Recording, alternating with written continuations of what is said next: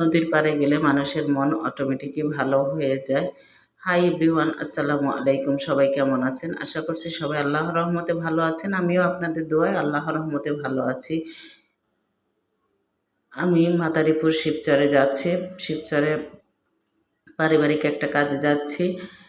এটা হচ্ছে মাওয়ার পদ্মা সেতু। পদ্মা সেতুর উপরে আমি বাসের থেকে এই দৃশ্যটি ধারণ করেছি। পদ্মার নদীর পানি, রাস্তা, উপরের আকাশটা একটু মেঘলা। পদ্মার পানির দুই পাশে কি সুন্দর কচুরিপানা ভেসে বেড়াচ্ছে। দেখতে খুবই একটা মনোমুগ্ধকর পরিবেশ। আমার কাছে ভীষণ ভালো লাগে, কারণ আমি পদ্মা বহুবার গিয়েছি, আরও যাওয়ার ইচ্ছা আছে। মন ভালো না লাগলে পদ্মা পাড়ে চলে যাই। এবং নদী নালা, খাল বিল কার না ভালো লাগে। আমার তো ঘুরতে ভীষণ ভালো লাগে। আমি বাসের থেকে দৃশ্যটি ধারণ করেছিলাম, তাই এতটা তাড়াতাড়ি হয়েছিল।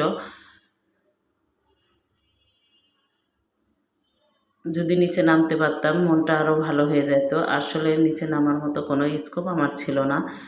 আমি বাসে বসে বসে জানালার কাছ থেকে এই দৃশ্যটি ধারণ করেছি। আমার কাছে খুবই ভালো লেগেছে। আপনাদের কাছে কেমন লাগলো অবশ্যই আপনারা জানাবেন। কে কোথা থেকে দেখছেন তাও জানাবেন।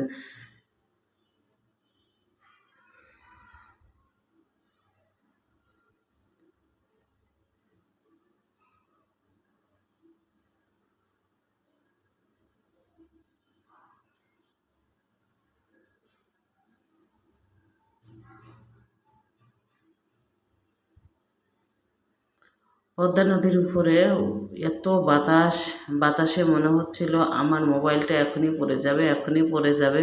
মোবাইলটা শক্ত করে ধরে রেখে আমি এই ভিডিওটি ধারণ করেছি। ভীষণ কষ্ট হলেও তারপরেও আমি এই সিনারিটি নিয়েছি।